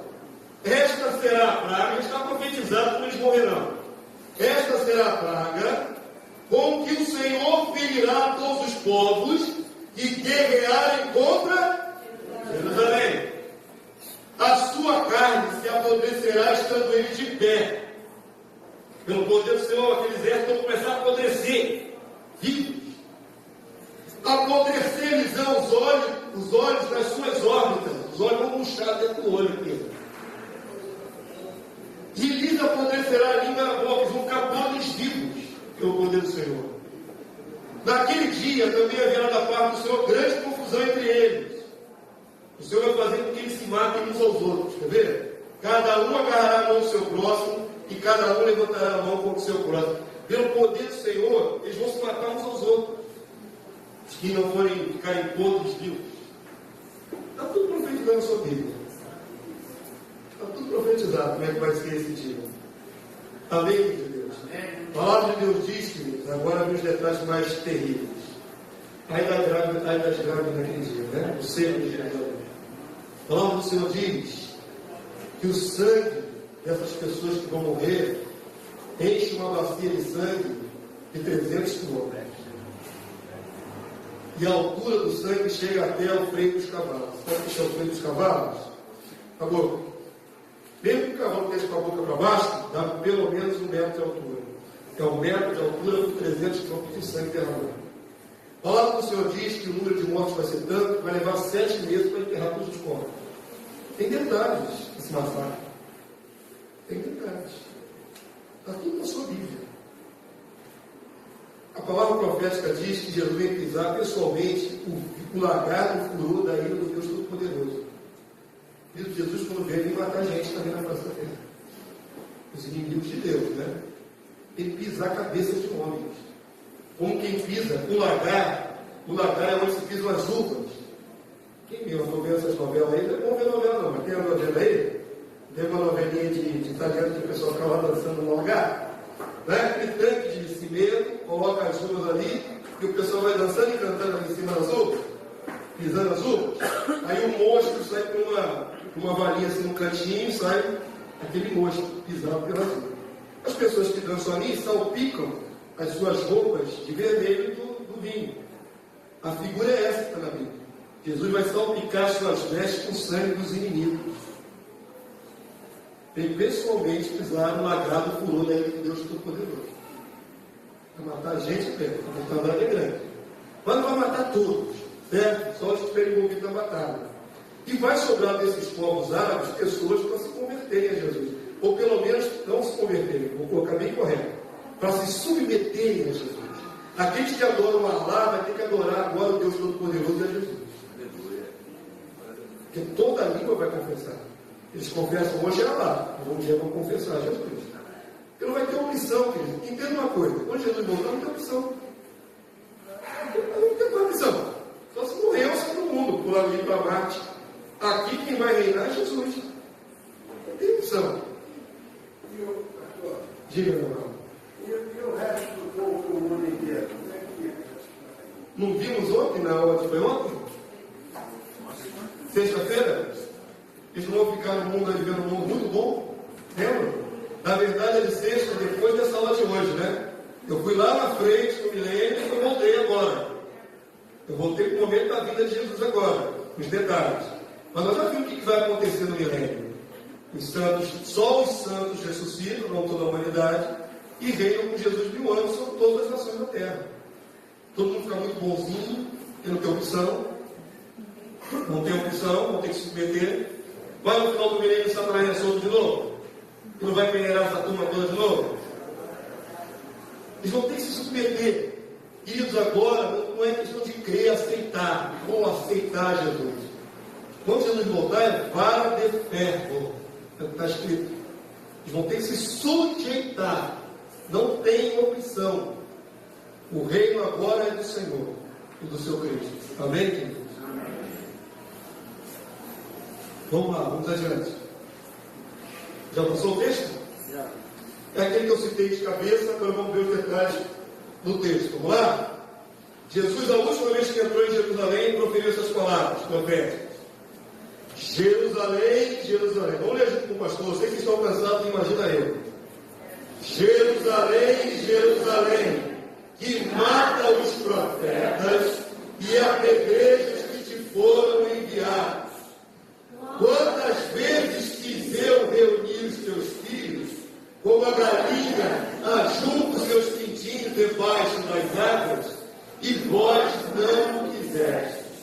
Eis que a vossa casa vos ficará deserta. Declaro-vos, pois, que desde agora já não me vereis. A questão é de ver Jesus. É a última vez que está vendo Jesus. Desde agora, é a última vez que está entrando na cidade, ele vai ser morto, né, entregue por Judas, morto, ressuscitar e subir. É a última vez que você me vê por enquanto. Já não me vereis, aí, até quando? Até que venhais a dizer, bendito o que vem em nome do Senhor. Amém, querido? Então há judeus que vão declarar isso. Bendito, cumprir essa profecia. Bendito que vem em nome do Senhor. Acho que acabou, né? É o último texto? Não. Tem dois. Vocês me perdoem, a aula hoje é muito detalhada, tem muita coisa. Vamos terminar rapidamente, vamos liberar vocês debaixo da greve. Porque amanhã todo mundo trabalha. Ou não. Alguns, né? Você está todo de férias, são jovens. Vamos fazer o seguinte, para abençoar vocês mais rápido e agilizar, vamos ficar de pé logo, vamos ler os últimos dois textos. O pastor já ora e já libera vocês. Não é justo avançar muito da hora. Ainda que alguns aqui até gostariam, né? De ficar mais uma hora. Vamos ficar mais uma hora estudando? É meia-noite? É muita coisa.